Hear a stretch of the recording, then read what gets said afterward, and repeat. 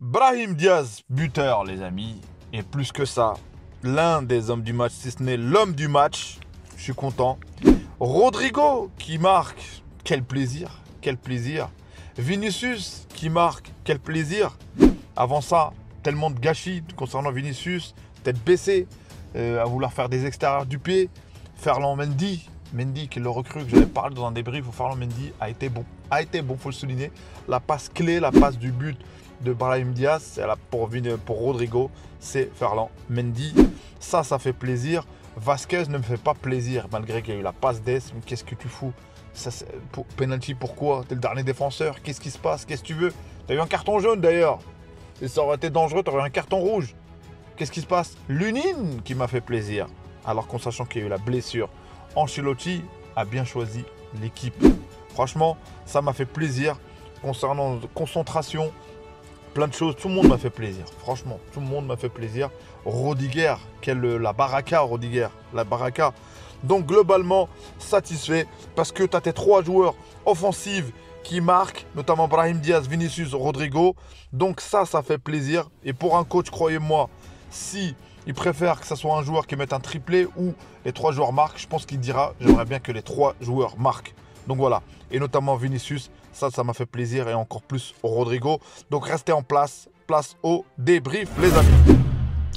Je commence tout d'abord par parler de cette première mi-temps où je pense avec Vasquez, je ne sais pas ce qui lui est arrivé. Et ça commence mal, je me dis encore une fois, 3e ou la 5e minute, on donne un penalty. Et là, ça part. Et Lunin, qui ne devait pas jouer à la base, et qui joue, et ça fait plaisir. Donc ça fait plaisir. On peut dire téléphoner, mais à un moment donné, il faut avoir une réponse. C'est-à-dire, mais téléphoner ou pas, le gardien, il l'arrête. Et un penalty, c'est jamais facile de l'arrêter. Après ça, tu as le déroulé. Brahim Diaz qui a mis un but, mais il y avait faute de Vinicius, on sait quoi. Le deuxième, c'est pour ça qu'il fait un signe de la VAR, de la caméra. Donc, il est beau le but. Exécution. Ferland qui donne pour Rodrigo, tac, décalage. Et là, ça vient sur Brahim Diaz qui marque 1-0. Et après, j'ai trouvé là 1-0.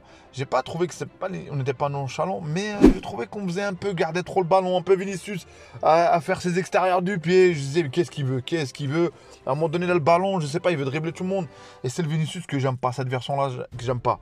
Ça serait resté comme ça, j'aurais franchement critiqué encore une fois Vinicius. Je vous le dis, je vais être honnête avec vous. Rodrigo était passeur décisif et Rodrigo, il essayait de faire la différence. Malgré que parfois la tête baissée aussi. Donc la deuxième mi-temps, on a mieux géré. On a un Brahim Diaz qui cavale, qui est meneur de jeu, qui joue sur le côté gauche, côté droit, qui est là, et ça fait plaisir, qui essaie de trouver des espaces. Tout ça, on peut dire que des fois, peut-être qu'il en fait un peu trop chouïa, mais je préfère quelqu'un qui fait un peu trop chouïa, mais qui est décisif. Donc c'est ça qui fait plaisir avec Brahim.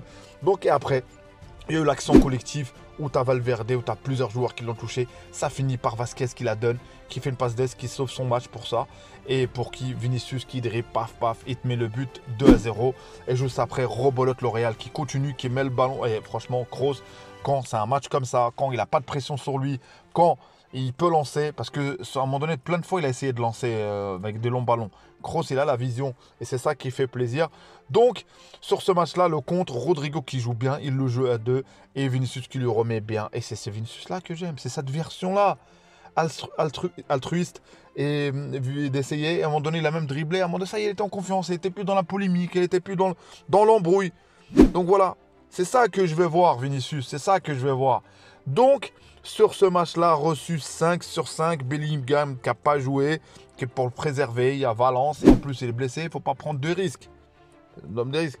Donc tu mets 3-0 sans ton homme qui te marque 70% des buts, notamment Bellingham. Que veux-tu de plus? Donc satisfait. Il n'y a pas de flop. Patron, Rodiger. Nacho, patron. Qu'est-ce que je veux dire? Ferland Mendy qui l'a recru. Mais l'un de mes tops. Franchement, aujourd'hui, j'ai trouvé que il était en place, il n'était pas en panique. Et voilà, je ne vais pas te dire c'est Braga. Je ne vais pas m'enflammer. C'est Braga, je sais que c'est Braga. Donc voilà. Donc Brahim Diaz, on peut noter que Ancelotti, à chaque fois, il le met. On est satisfait. Il marque. À chaque fois quand il est titulaire, il est décisif. Et ça à prendre en compte. Je ne dis pas qu'il faut le mettre titulaire, mais tu peux lui donner un peu plus de temps de jeu. Je pense. Parce que là, il y avait la polémique sur lui. Tu peux lui donner un peu plus de temps. Valverde, il a fait un bon match. Vinicius, quand il marque et avant qu'il marque, c'est pas le même. quand il a marqué, c'était plus le même. C'était plus le même. Quand il a marqué, c'était plus le même. Et ça fait plaisir. Franchement, ça fait énormément plaisir. Et tu as Rodrigo qui concrètement, il faisait un bon match. Concrètement, il était passeur décisif. Il a été buteur aussi contre Braga à l'aller. Donc voilà, en Ligue des Champions, il est là. Et du coup, il a marqué son but. Et on voit le câlin. Franchement, j'ai envie de faire un câlin aussi à tout le monde.